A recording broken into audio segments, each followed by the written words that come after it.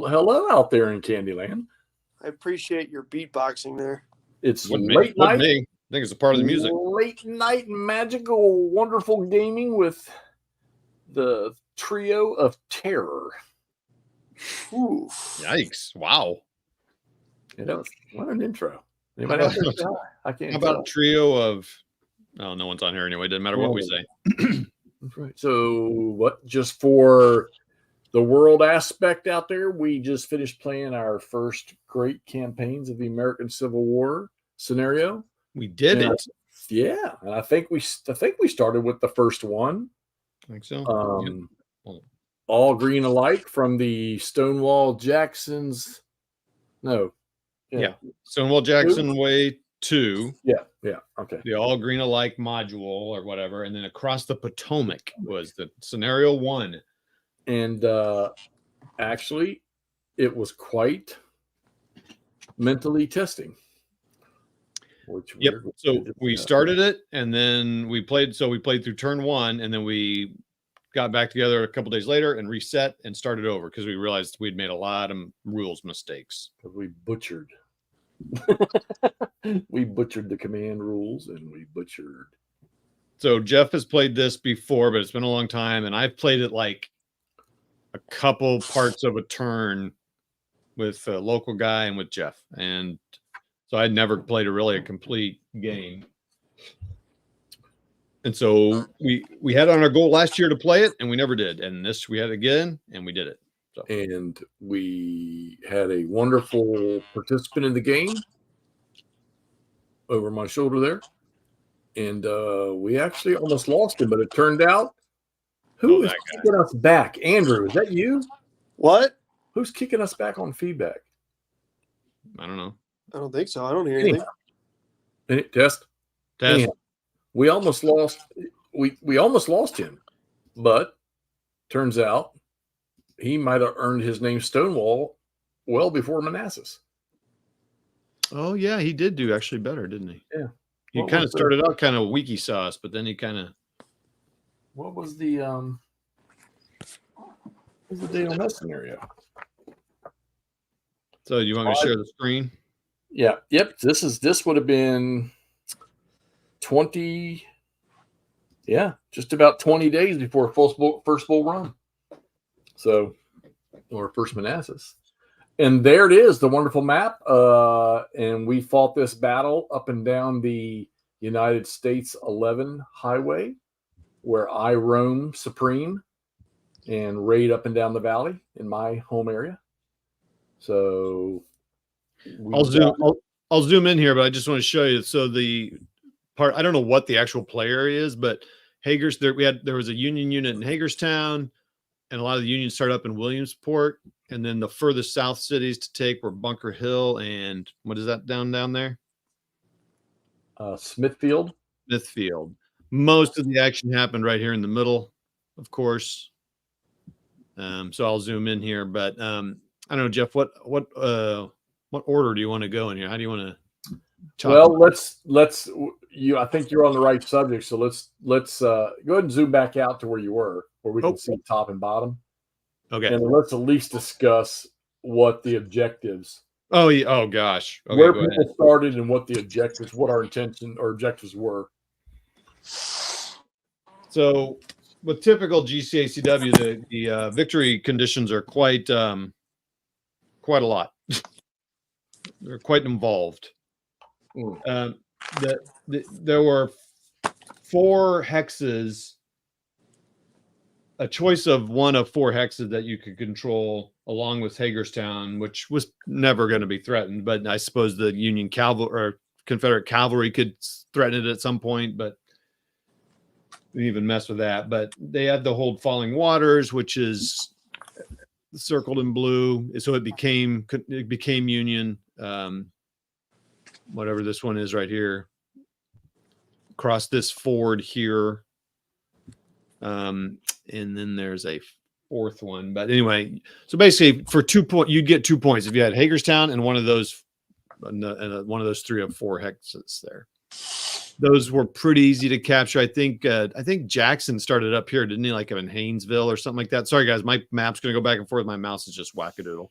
because we moved him up the pike to try to meet in that bottleneck to try to slow up the first Union forces coming through that bottleneck there from Williamsport.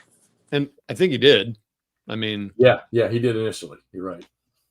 But so basically, I don't know the game well enough and what they all do, but basically hold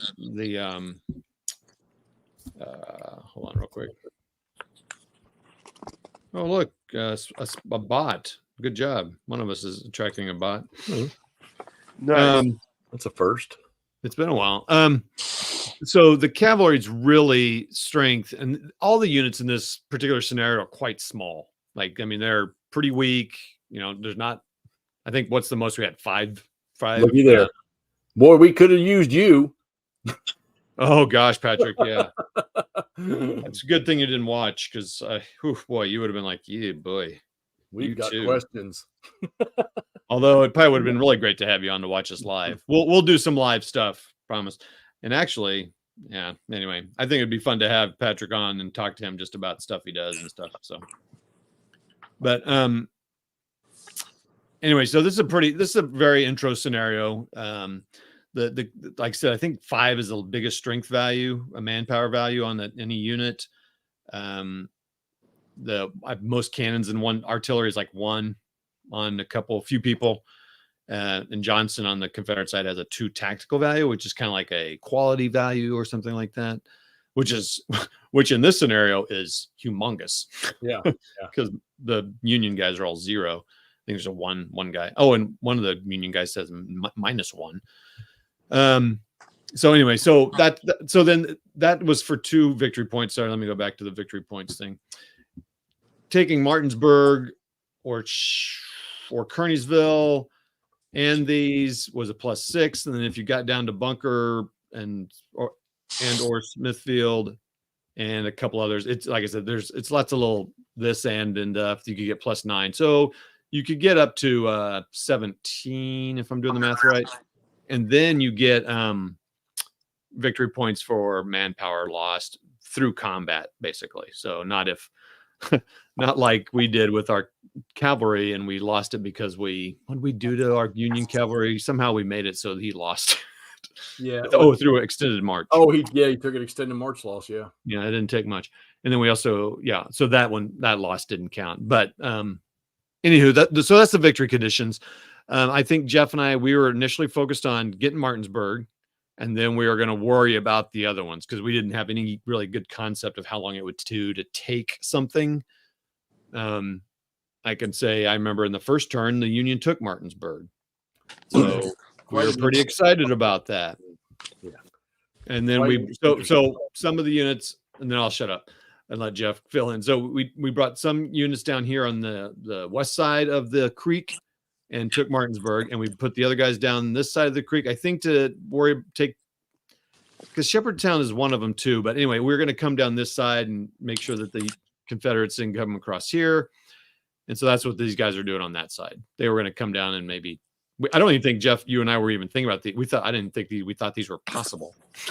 Yeah, no, yeah. Just because we didn't know what we're doing. Obviously they're possible. The scenario was designed with them in mind, but so that's kind of how it started. That was turn 1. The Union took Martinsburg. The Union was looking pretty strong, honestly, because Jackson had been pushed back, I think.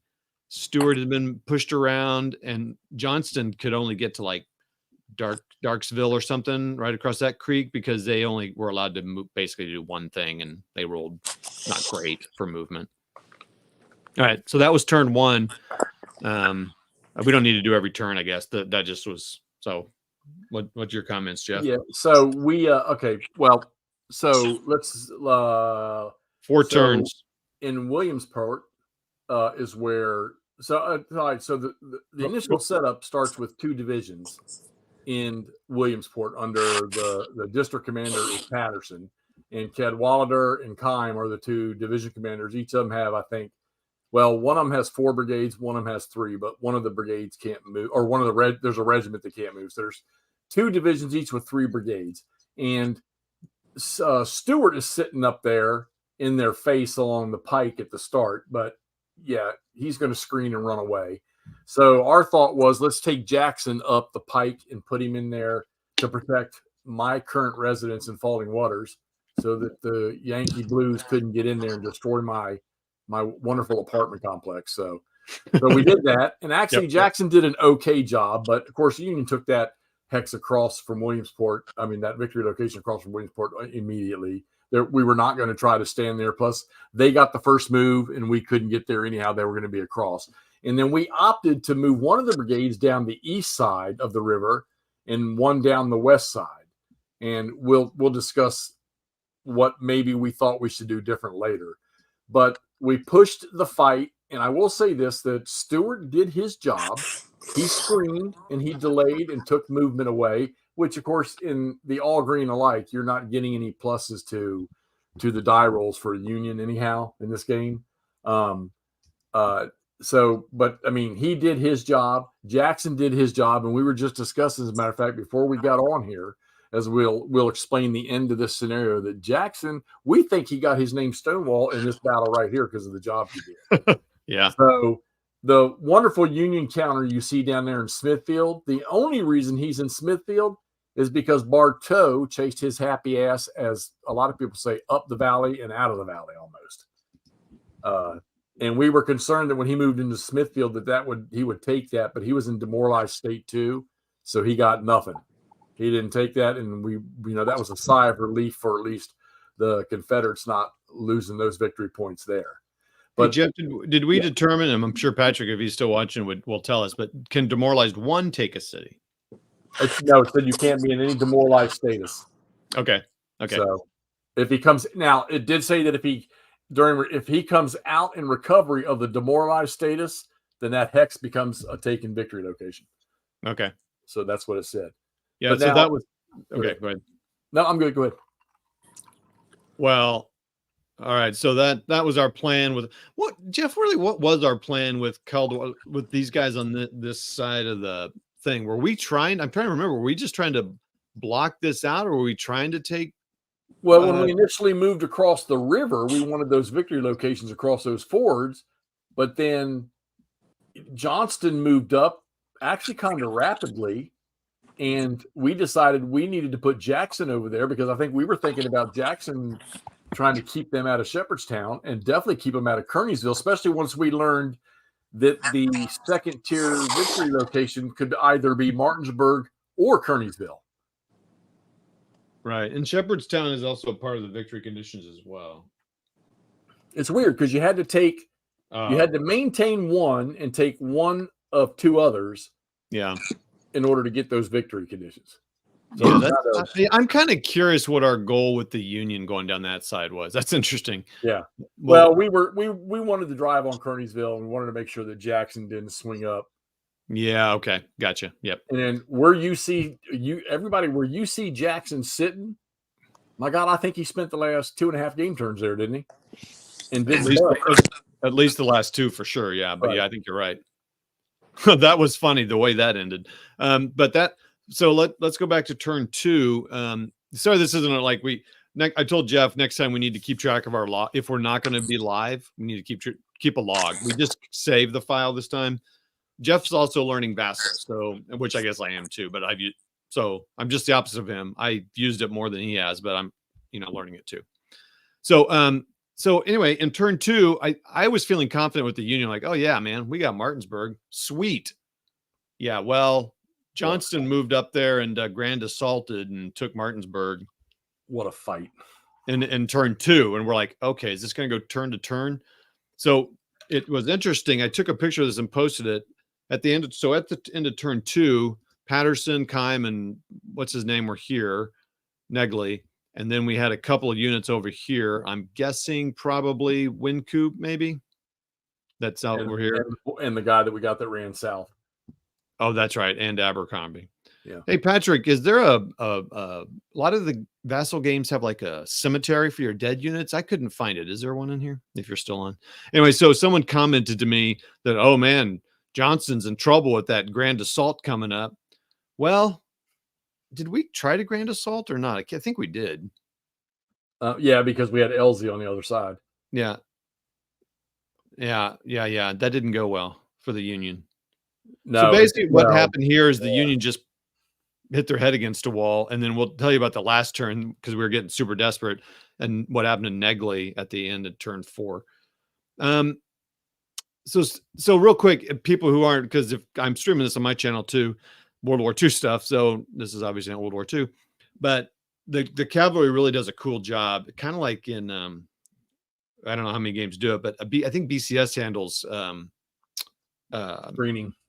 screening really well with cavalry, but obviously a different kind, but they do a real good job representing that. Not a lot of games do. This one does too. And basically the cavalry is kind of there.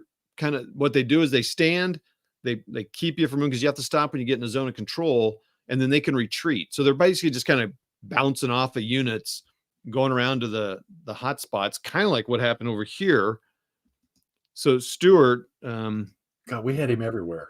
Yeah, but he was over here in Kearneysville. We were kind of using him because I think we were moving Jackson up or something. I'm not sure, but we moved Stewart up here to kind of stop these Union guys from coming in.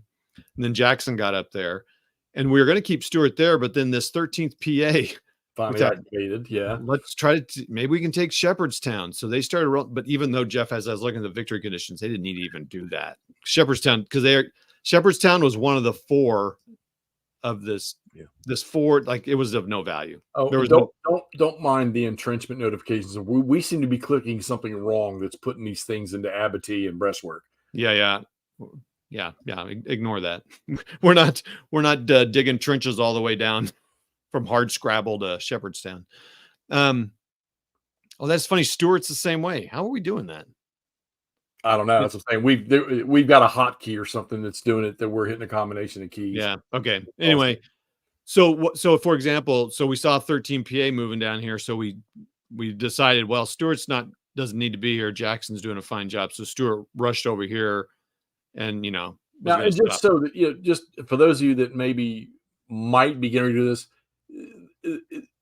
when we talk about the cavalry screening here, the basic simple thing is they can steal movement points away from active units to keep them. Like if a unit roll, he has 6 movement points to spend, and the cavalry does a cavalry retreat from which is his screen.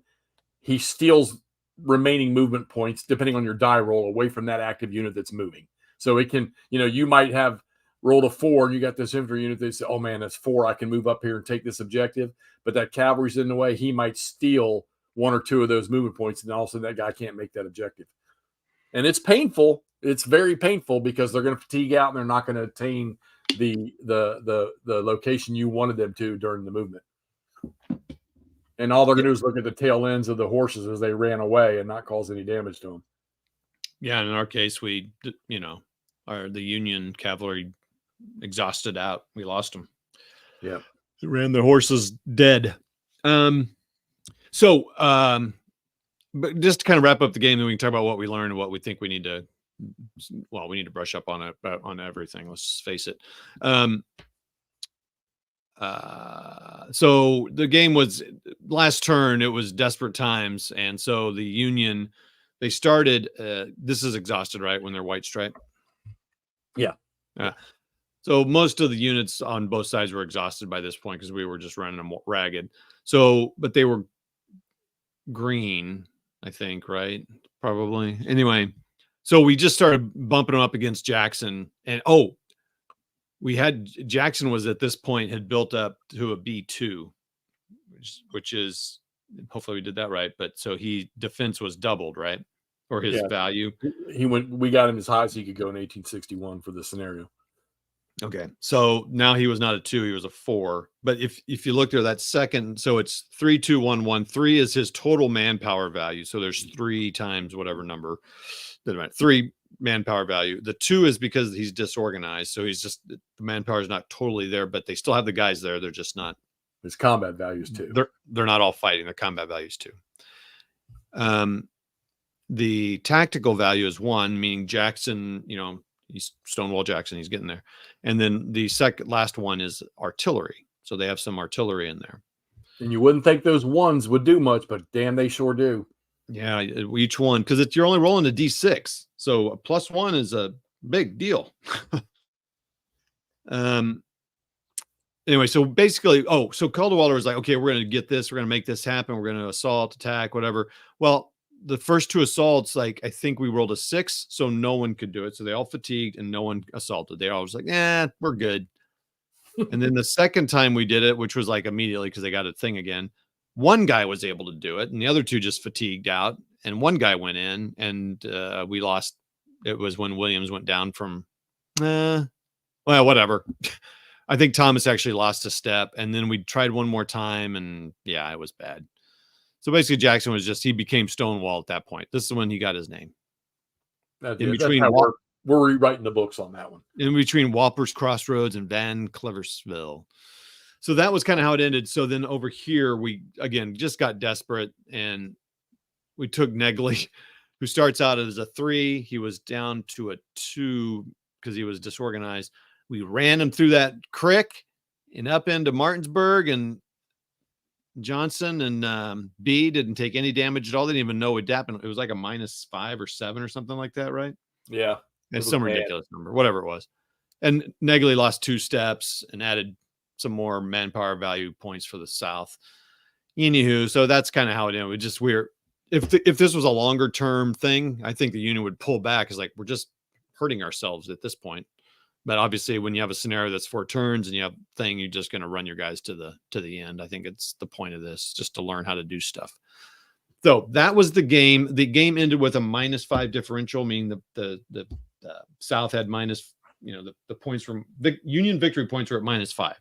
So that's a Confederate substantive victory. So, yeah. So there you go. That's too bad or whatever. So, yeah, this we didn't think at first. Once the Union exploded out of the gates, we're like, wow, they're going to trash the valley, because you're not talking a whole lot of. I mean, there's not a whole lot of forces on the map anyhow. But when you start looking at those 1 artilleries and those 1 tactical values on those Confederate units, that made a world of difference. And then when you roll something in with a -5 or a -4, which, granted, we only had that twice. We had a -1 and we had a -5. Yeah. But even simple things like a +1 or a +2, depending on your, whatever the defender's strength value was, didn't cause a whole lot of pain to them. But the larger attacking force, when you got rolls like that, you got a lot of 1Ds, and we had quite a few 2Ds, even had a 3DR that happened during the game that was to that unit down in the South. So, or no, Winecoop. We had the 3DR on Winecoop, right? Or the one brigade that got eliminated. So this scenario, while it's the first scenario in the book, whether you call it a starter scenario or not, I don't know, but it's not a walkover, because you got to determine it, which I guess what we'll talk about now. We were trying to consider, okay, well, what may we have done different if we backplay this again? And maybe one of the option was to keep the majority of the force for the Union on the west side driving on Martinsburg, and maybe 1 brigade, 2 at the most, on the east side of the Opequon to screen off if Jackson was over there, or any other Confederate brigade might have moved up the right side of the Opequon. And then focused on Martinsburg. We did not cause enough damage to Jackson took the brunt of the beating in this game, and he stood his ground. Yeah, no, he didn't. Yeah, it's pretty wild. I mean, as someone was asking about an intro scenario, I think this is great because you do have an opportunity to do a lot of stuff. Yeah, I mean, you're assaulting, grand assaulting, using cavalry. You get a little bit of artillery, a little bit of tactical stuff. Yeah, and for your grand assaults and your assaults, you're rolling against the command value of the leader that's executing. And keep in mind that for grand assaults, it's your district. In this scenario here, the district leader is the only one that can do a grand assault, and where you're trying to coordinate forces that aren't in the same hex but are adjacent to the target. And that, when Todd said earlier about we only had, in an assault over here, we only had 1 unit, is because he rolled a number against the command value of the leader over there, which resulted in that leader only being able to push one brigade into the fight. And once you commit to it, you have to do it. Hey, do me a favor, bring up the victory point table. I want to ask Patrick a question Patrick, you still on here? Because we got a question. Yeah, hold on. See if I can pull this over there.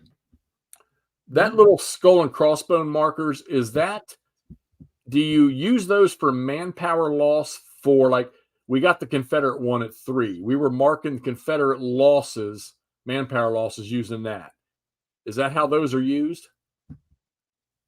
If you're still on there, I hope you answer. Yeah, and do you mark the towns as you're going? Like, okay, so they had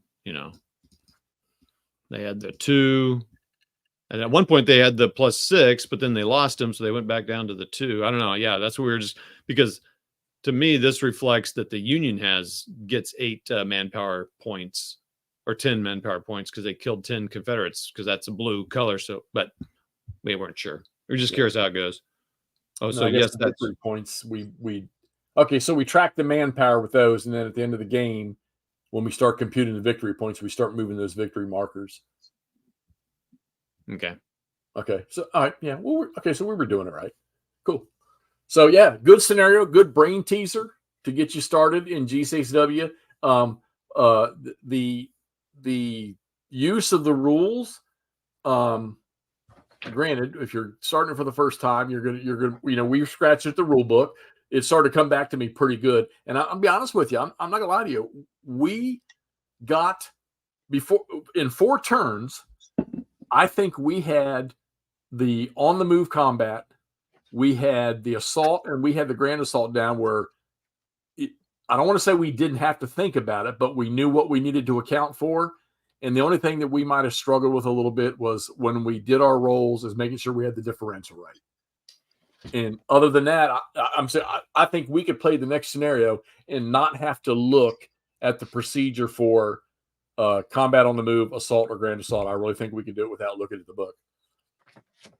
Yep. So the things that just I feel like I need to nail down better are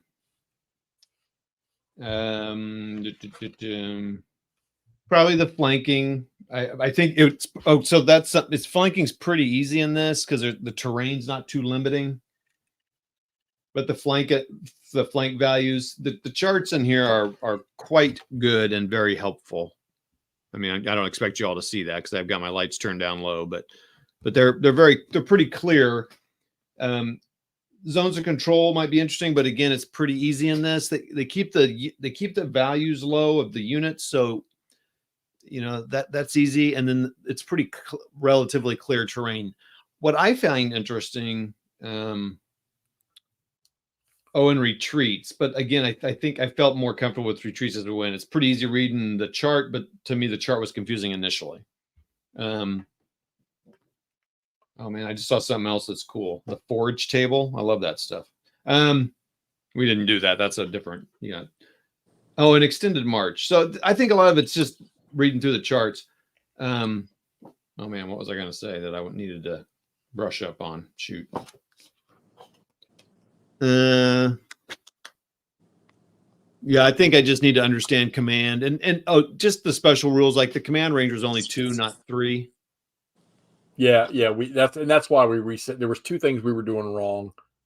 Oh, the number of units that could move that Patterson could activate, and I think not that it applied, but only the first unit in a march activation can do the attack. Yeah, that we were attacking like crazy. Yeah. So, retreat rules, we're going to do some digging. We couldn't find it, but you have 2 retreat charts. One that starts with your first hex, and then of course stuff applies to cavalry and your infantry units are there. Both charts get used, but the thing that I was in question about was obviously the first hex. You want to stay on a rotor pike. You're going to get penalized if you don't, and you got to go away from the enemy.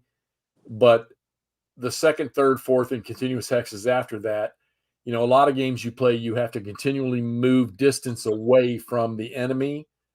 But we didn't see that in there. Now, granted, we weren't going to run no circles in the area we were in, but we had points where we were treated where it wasn't just a straight 4 or 6 hexes, where every hex was farther distant from the enemy. Like we may have turned right on a road as we were retreating, and we didn't gain any distance, but we didn't move any closer. And I'm hoping we got that right. We got a couple sections we're gonna read a little deeper into the rules to make sure we didn't mess that up. But I'm gonna tell you, you can't. There's no index in the rule book that I'm looking at, the 1.5, but the rules aren't too bad to iterate through when you're looking for something. Yeah, you can usually find them with the Yep. And they're pretty short. I don't know. And we're co-oping.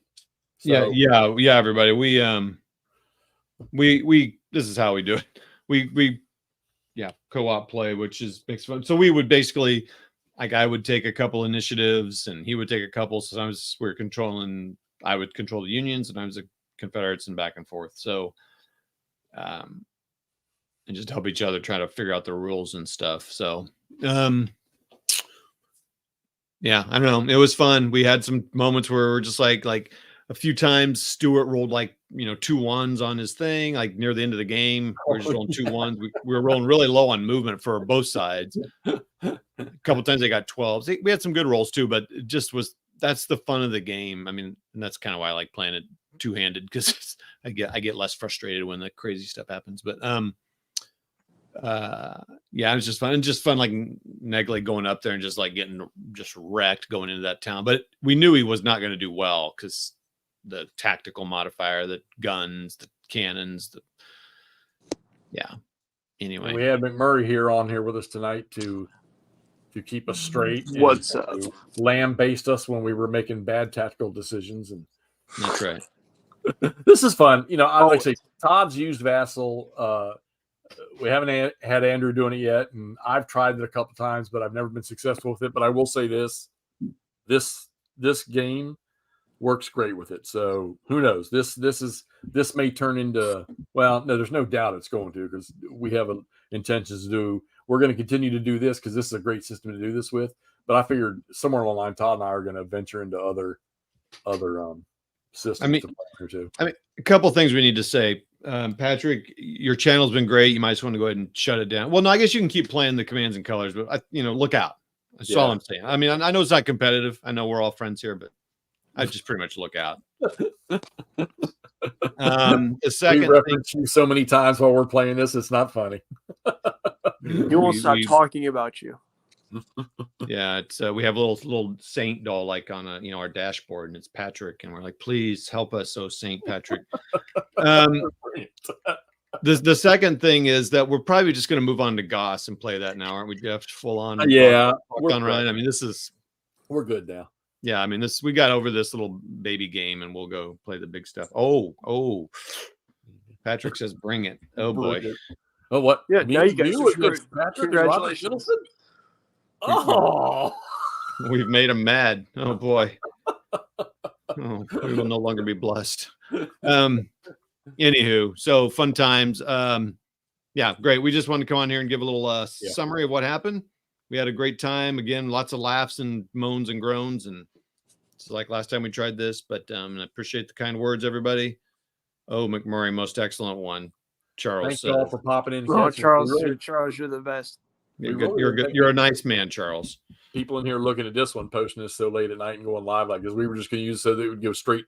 It would post straight to the channels, and we had to think about doing anything later to it. So, but all you guys, thanks a ton, man. Patrick, definitely appreciate you popping here right away, because I got a feeling over the next couple of weeks as Todd and I start to do some more of these, man, we got to hit you up for some questions. There's some things we're going to need to have answered about this, and so the stuff that we may not be able to find right away or we can't deduce from the instructions in the rule book. So please be ready at our disposal, please.